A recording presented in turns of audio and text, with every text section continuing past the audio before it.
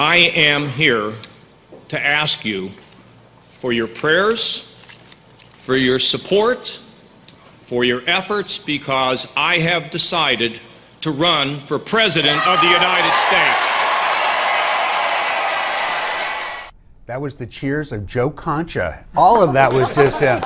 So welcome back to the Daily Wrap. I'm Rick Unger. Ohio Governor John Kasich, as you just saw, has now become the 16th candidate to enter the race to be the 2016 nominee of the Republican Party. But unlike other candidates who are trying to separate themselves from the inside the Beltway crowd, Kasich is touting his 18 years in Congress with the hope that his federal government experience will lead him to the nomination. Joe. Yeah. It's your big day, man. He's been your horse right from the beginning. You better give us a good reason why you love this guy. I could so give much. you 6 good reasons Well, if you like. We'll Run see right how off. long they are. All right. He's the only man alive to ever balance the federal budget as head as he was the head of the committee. Congressional Budget Committee. That's and there right. are some who say he took a little too much credit for that. He was head of the committee, Yes, so he was. therefore you get all the responsibility and all the blame. Okay. Okay. He was also on the Armed Services Committee, so he has foreign policy experience. He also, when he entered Ohio, unemployment rate was over 9%. Now it's at 5%. Does he get credit for that, or does the president get credit for that? I don't think the president dropped the unemployment rate by 40%. All right, so that's the biggest drop of anywhere. But what he did that most impresses me, he inherited an $8 billion deficit and turned it into a $2 billion surplus by cutting taxes largely, and then takes that surplus and puts it towards social programs like the mentally ill and the drug addicted. So you can't say that he's a Romney who only cares about the rich. He's not an extremist because he's a folksy kind of guy, a likable kind of guy, and he has the most impressive resume of anybody in this race, including the Democratic nominee. Anybody want to argue with him? He makes a pretty good case. Listen, I'm convinced you have a genuine fiscal conservative who truly is a compassionate person, who invokes his Catholic faith without peddling it, who is strong on defense, and who is as authentic as anyone out there personally. What's not to love? I mean, I get it. People can differ on issues. But the bottom line is, if there is someone out there who could actually win an election and bring the country together of the race that we've got, of the field that we've got, he's certainly at the top of the list. If not the only one out there, but at the top of that list. You? Yeah, I like. Yeah, everybody likes this guy. I think that there's going to be some issues with. I know the Koch brothers are not his biggest fan because of the way that he embraced Medicaid for the state. I think there's going to be some issues with some people who are on the right, but I think that he can win them over with the right attitude. He's not perfect. He supports Common Core. I'm not crazy about that, but you know. Yeah.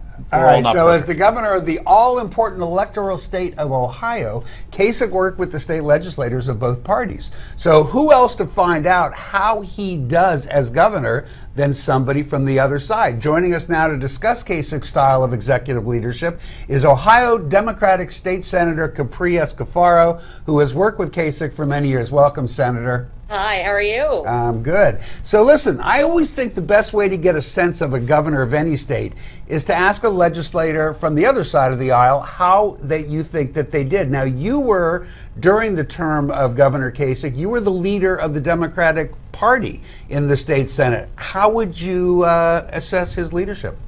I mean, I think what you see is what you get with Governor John Kasich.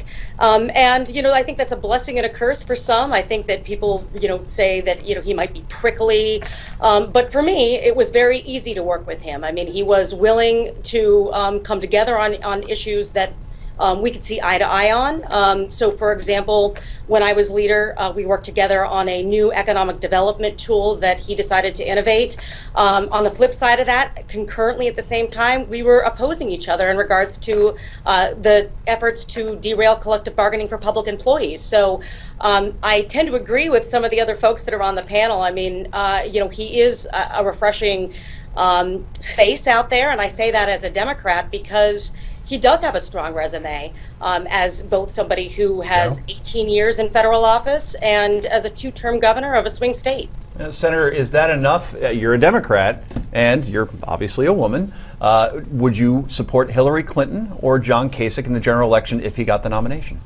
Well, I mean, at this point, I've already been on record supporting Hillary Clinton, but I will say that, objectively speaking, if there's any one Republican that could give, a Democratic nominee a run for their money, it is Governor John Kasich. Again, being from a swing state, someone that worked tirelessly to try to get Medicaid expansion done and did it successfully in the state of Ohio against the wishes of the Republican majority in both chambers.